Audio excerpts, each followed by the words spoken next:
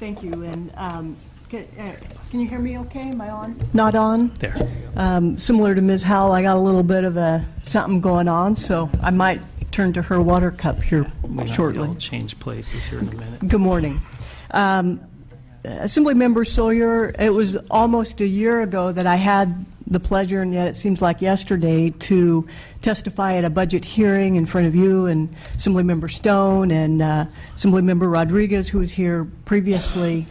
And to be honest, I would be remiss if I didn't comment on the fact that you, sir, led the charge to increase funding to the trial courts, and I thank you for that. Had you had your way, sir, at that time, there would have been an additional $282 million provided to the trial courts. So here we are, basically about 1 year later, under very different circumstances, but with a common goal. And that is the goal of improving funding to the trial courts. Assemblymember Gibson, I've yet to have the opportunity to work with you. I heard you this morning when you questioned whether or not, and you wished that the judicial branch would be committed to meaningful analysis and appropriate change. Thank you, sir. And I'm here to tell you that the answer to that is yes, we are. I come before you this morning wearing multiple hats. First, I am the chair of the Trial Court Presiding Judges Advisory Committee. That is the committee of all 58 presiding judges up and down the state. As the chair of that committee, I do sit on the Judicial Council as an advisory member to assure that the trial court's positions are adequately presented at the table during the Judicial Council hearings. I am the presiding judge of San Bernardino County, a county like so many up and down the state, as Senator Stone knows, or I'm sorry, Senator Roth knows from Riverside, who have struggled with the years of devastating impacts from the budget cuts. And finally, today I come to you wearing the hat of the about 2,000 judicial officers within this state who walk into their courtrooms every day and put on our robes. And we want to walk into our courtroom and see a clerk. We want to walk into our courtroom and see a court reporter, an interpreter when appropriate, and appropriate security. In other words, we want a full complement of staff to help us do the work that we are charged to do. So that when the courtroom opens and the people walk into our courtroom carrying their most intimate and heavy burden, that we're able to appropriately and willingly address their concerns. So from these varied roles and these different hats that I wear, I want to speak to you very briefly this morning about this audit and how the audit and the response to the audit, quite frankly, fits within our responsibilities at the trial court level and as judges of this fine state. The Chief Justice stated that when she viewed the audit, that she viewed it as an important tool to further facilitate the ongoing self-assessment within the judicial branch, which she considers to be the duty of all public officials. On the same day that she received this report, she established the audit working group. The purpose of this group was to develop a working plan to help respond to the audit findings and the recommendations. She appointed Judges Charles Wacob and Brian McCabe to the audit working group. Judge McCabe is present in the audience today, and they were the co-chairs of the Strategic Evaluation Committee, the committee that Ms. Howell spoke to through her presentation this morning. Much of the ground covered in the audit report was, as indicated by Ms. Howell, addressed within the SEC report. The Chief wanted to make sure that the trial courts were adequately represented in this audit work group, so she also included the chair of the Trial Court Budget Advisory Committee, Judge Lori Earle. She also included Mary Beth Todd, who is the chair of the CEO group, similar to me as the presiding judge chair, and she included myself.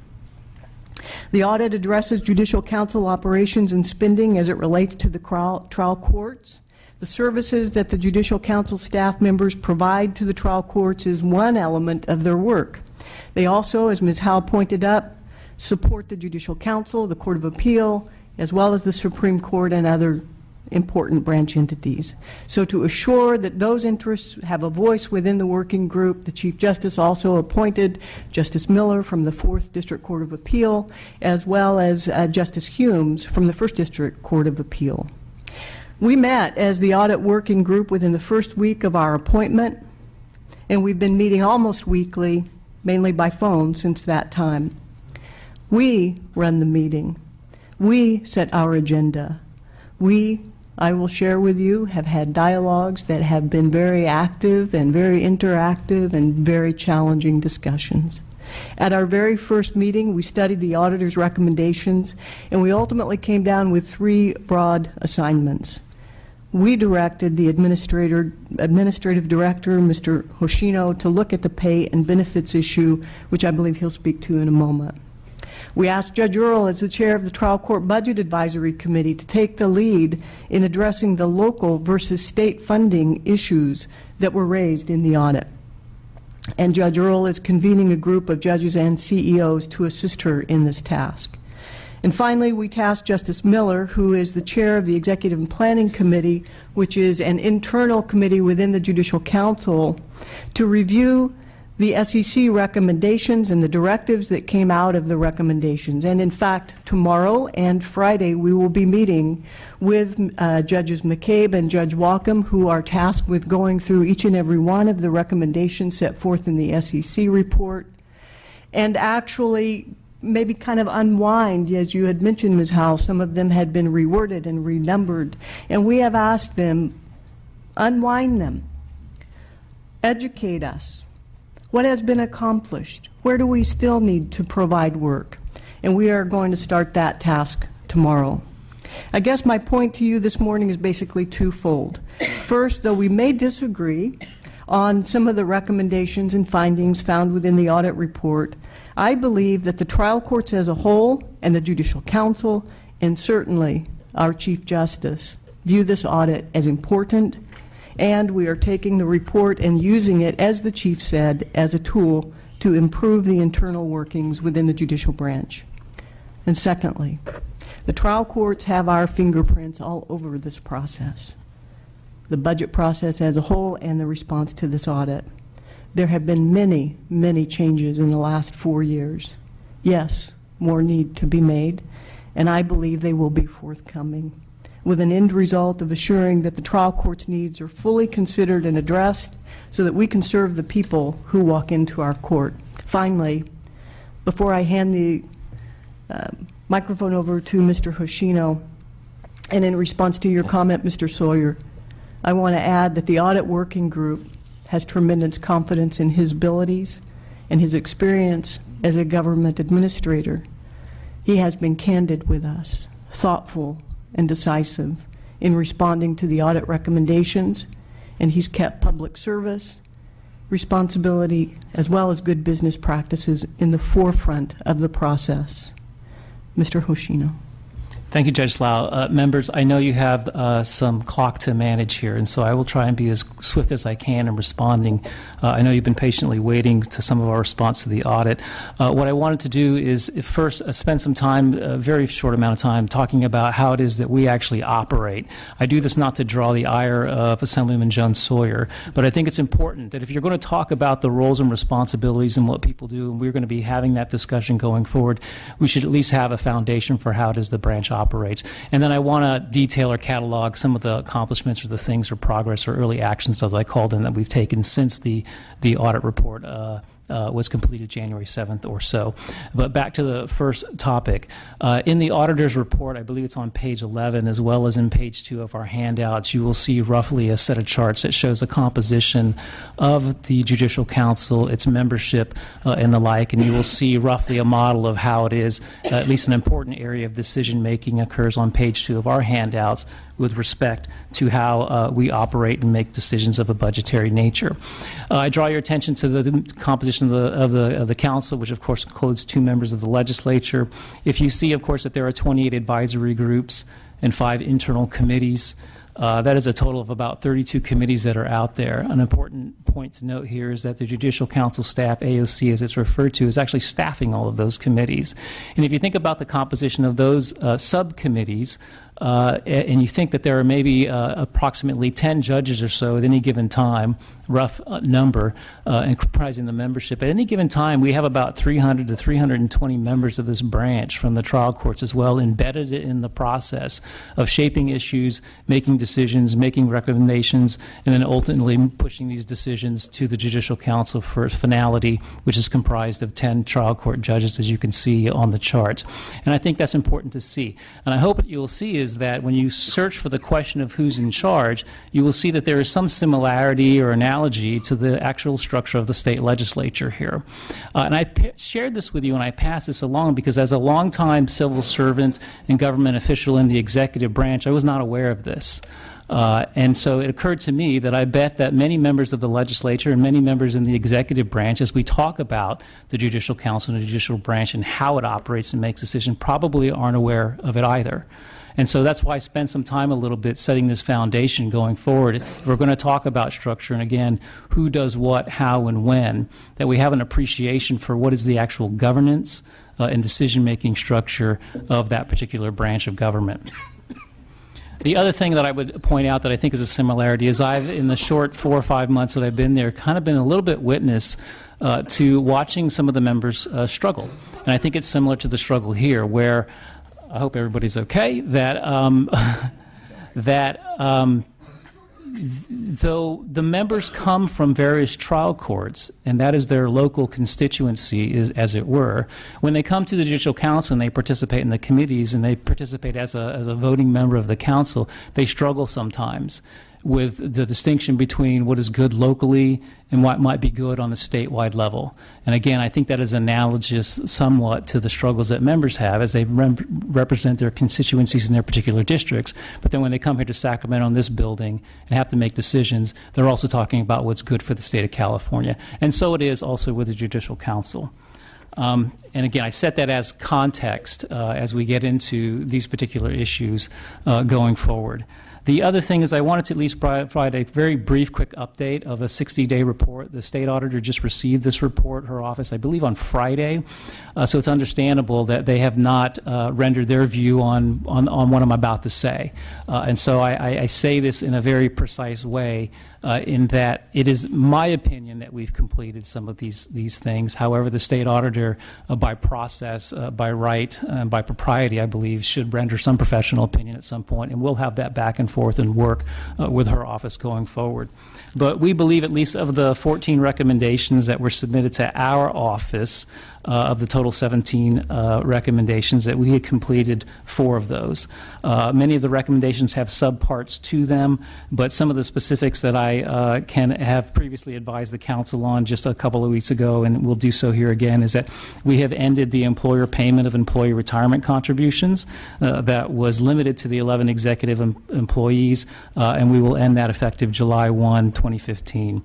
The office directors, which are 8 in total, will no longer receive the option of receiving reimbursement for parking at their office headquarters. That also would be effective July 1, 2015. And of the vehicles that people have spoke of, even though the auditor correctly points out that perhaps 43 of those are in active use, we have eliminated 1/3 or 22 of those 66 vehicles that were called out. I believe there was sufficient analysis to make those particular decisions. The audit recommendation is also not so much the elimination of these, but could you have a cost-benefit analysis and a justification by which you do that? And so we called over to the Department of General Services, applied a rough criteria that they use, applied it internally, and we could see quite clearly that even though these are all pool vehicles, even the pool vehicles are not being used at the level of mileage that we had expected to see there. And so we were comfortable eliminating them without a reduction in performance or services, and we certainly hope that will be the case going forward. We will take our criteria now and apply it retroactively to the remaining 44 to find out whether or not we believe those are justified. And in addition to which, not a recommendation in the audit, but a natural outgrowth of it is we will establish at least an internal control where vehicles, if they're going to be justified, there's actually a location, a repository, and someone who is responsible for that at the end of the day, rather than having various programs in different parts and different times decide for themselves that that is in fact a legitimate business use and application. Our leave buyback program has now been suspended for the remainder for this fiscal year and for next fiscal year to allow us time to properly analyze how this option should be used in terms of an overall budget, and then we will have the policy to make sure that we are checking in to see what is the overall state health in terms of California, as well as the health of our own branch government, our own branch budget, before giving consideration to such leave buyback programs. And then there were a number of policies and procedures that were adopted and amended. I will not catalog all of them here. It is more of the nuts and bolts work that is talked about, because some of the audit recommendations weren't just about particular things that we found, but it is make sure you're having the tight policies and procedures in place in order to manage these things. One of the examples being class and compensation. We have, of course, now written that, even though that is in advance of finishing our class and compensation study, which is something that is underway. Now, for the balance of the recommendations, they are what I described as the more bigger, more structural, more systemic things that the auditor alluded to and her team alluded to, which is getting into more of the organizational structure, the strategic planning, the definition of services, and aligning those things. Those things naturally take more time, and I don't want to sound bureaucratic about them, but they do take more time, and the analysis needs to be a little bit more thoughtful. I have looked at their recommendations on the order by which these things should occur. I have some of my own professional opinions on the order of them, and so I'm seeking a way to try and harmonize my opinion, the auditor and her team's opinion, as well as what I know to be maybe a path forward to do this. Much of this is written about in what is I refer to as Chapter 3 and Chapter 4 of their report. We've put some rough timelines on them with an intention to at least say, hey, this looks like an approximation of where we may be able to do these things. But I will tell you today, I have a caveat in the letter that I sent to the state auditor, and I will let the members here know in terms of managing expectations, that I don't really know with a great degree of certainty whether we can hit all those things. And my gravest concern is putting out under pressure a series of timelines that are in fact arbitrary and we can't hit them. It's my intention to put together at least a timeline for change that can be reliably counted on. And in the event, my commitment is that we can't make those, to telegraph that early on rather than have it be an after-event moment where we did not actually hit a timeline and then we're backing in to an explanation.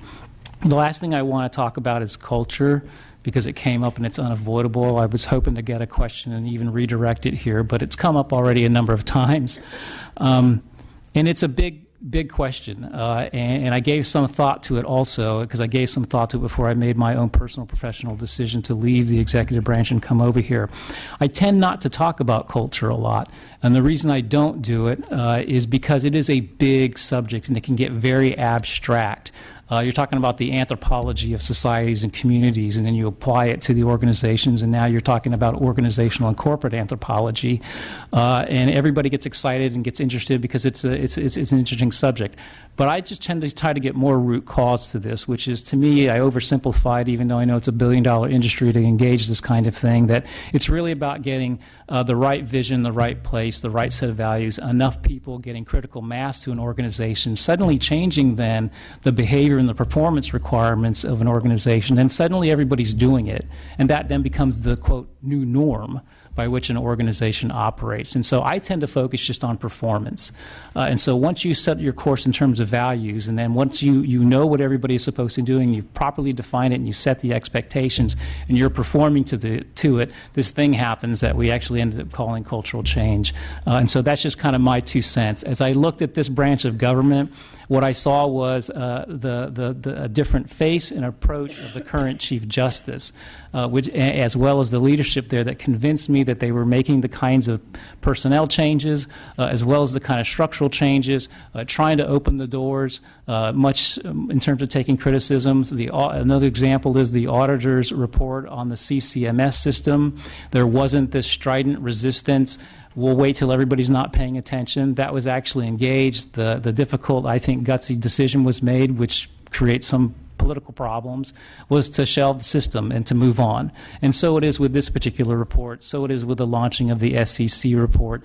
Again, 124 recommendations that turned to 145 directives. At least the number went the right direction.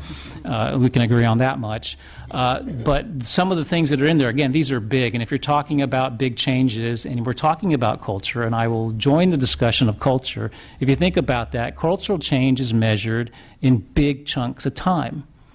It's not going to get done in 6 months, and these things don't happen in 3 years. These things will happen in big chunks of time, 10 years, 20 years. Now, that doesn't make a lot of the members of the legislature I know feel good because your tenure is somewhat limited here, but that's actually how this stuff works in my professional opinion in the places that I have been. And so with that, I will stop. And then we are here prepared to answer your questions. If we cannot here at the table, we will invite staff to come up and help. And even if that doesn't get it done, we will commit to getting you the information that you seek. Thank you. Thank you very much, Mr. Hoshina. I disagree with you on the fact that we don't have time to wait for 5 or 10 years for these things to be implemented.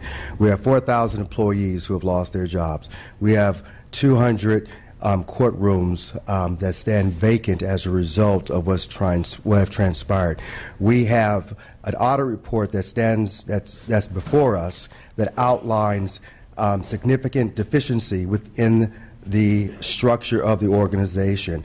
And so I would simply say that we don't have time. Our communities are being impacted in a very significant fashion. And so we have to, one, make sure that the taxpayers of this state of California's dollars are spent in a very prudent and equitable fashion. And we want to make sure that, at least from my point of view, is that when you look at a report like this and you see the significant spending of cars, contracting out practices that I have some questions regarding, when you look at this entire report that the state auditor has put together, contracting meals, decisions that I understand that your organization is taking full responsibility for, but people are still being affected in an adverse way.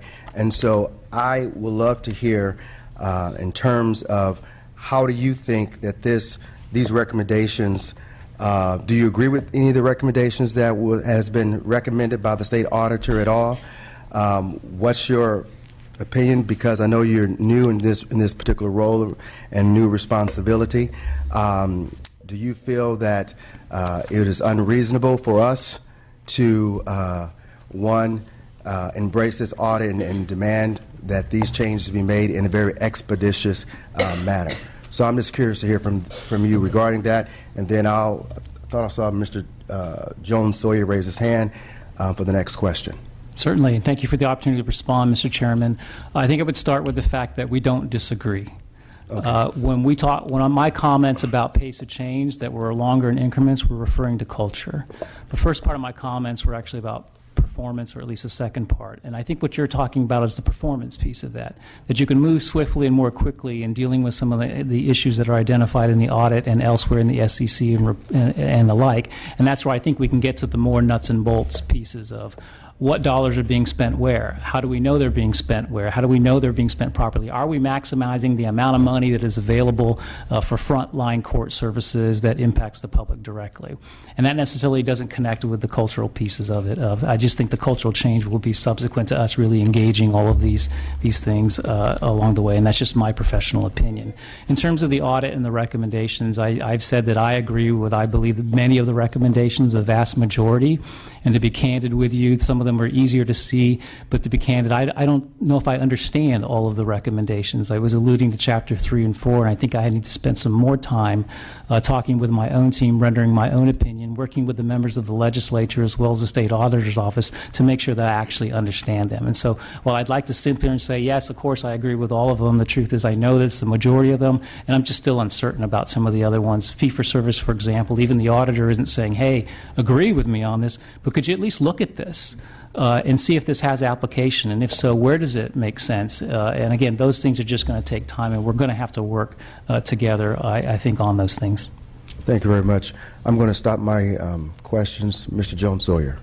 Let me just say at the outset, Judge Marcher, is it slow? Slow. Slow. Sometimes slow. Okay. Sometimes I'm John Sawyer, you know. Mr. Yoshino, I don't know why I wouldn't call you Yoshiro. I have a friend that worked with me by that name. But both of you have given me some comfort, a lot of comfort, as your predecessors before you have come to me on the budget and the court, Stephen Jarr and others, gave me a measure of comfort that you two and the Chief Justice really want to make some significant changes. And so I would look at us, the Auditor's Office, the Joint Legislative Audit Committee, my committee, as partners in this. And I know sometimes it seems a little difficult, but we're all family. Just think of like a family argument.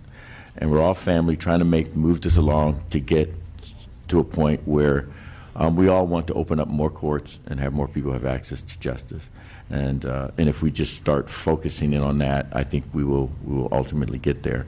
And my question is one of those tools that I want to use or possibly use is this tool that we use today, which is the audit.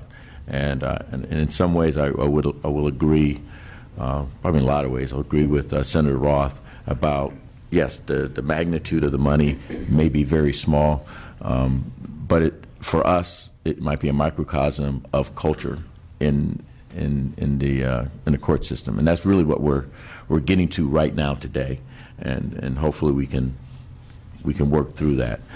But one of those tools is an audit, and if we were, for example, and I'll just put that out there, if we were to also try to find some better ways that the local courts are managed. For example, if we were to find a small court, medium-sized court, and a LA County court, that probably would be about 40% of the budget, which I think would be a significant amount of the budget that we could audit and come up with some ideas on how they can manage better, find some savings, and ultimately maybe find some money so that they can open up or keep courts open. And so in that respect, there's a discussion about whether or not we do annual audits or every 2 years.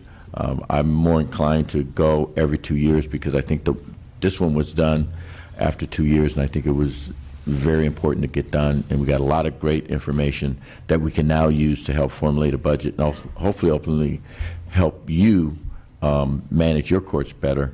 But how do you feel about the use of audits for you so that you can better manage your operations, so that the two of you can drill down and find things that, because you don't have the staff to go out there and independently look at things, you now have that as a tool for you. So 1 year, 2 years, semi-annual audits. Oh, don't give me that audit face. I'll take the first shot at this.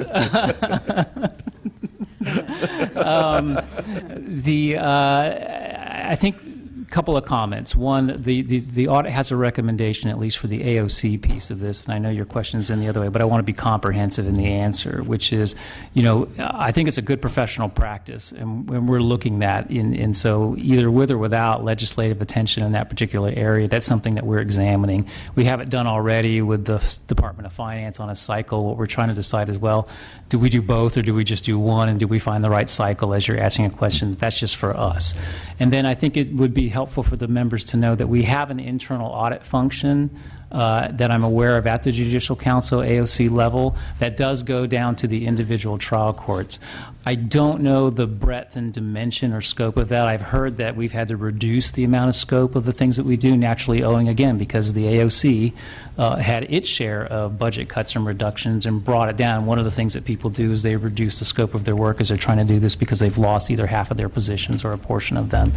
And so that is one particular option to get into, is to what do we want to increase or expand what we're doing in terms of a cycle? And maybe it's, every 2 years, 3 years, 4 years, 5 years. I don't know, actually, as I sit here, what the cycle of it is on, and how robust that program is. But that's certainly one option.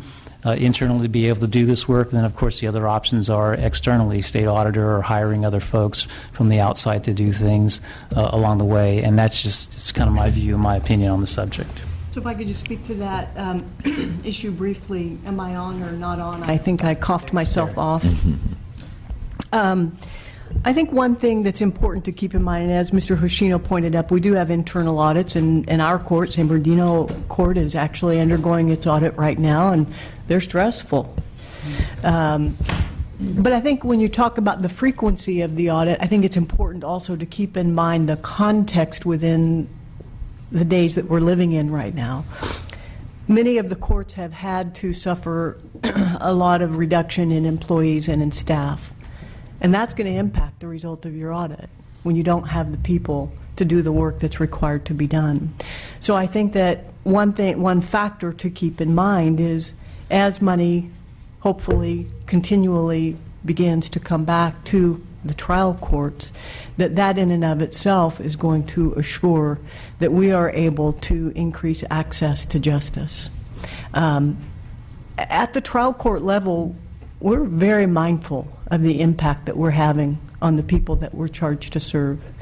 And I think that as our ship rises, we will be ever more cautious in how we grow again after having had such tremendous reductions. So I think if audits come too quickly, it may not give people an opportunity to really respond to the economic changes and the times of the economic changes as well.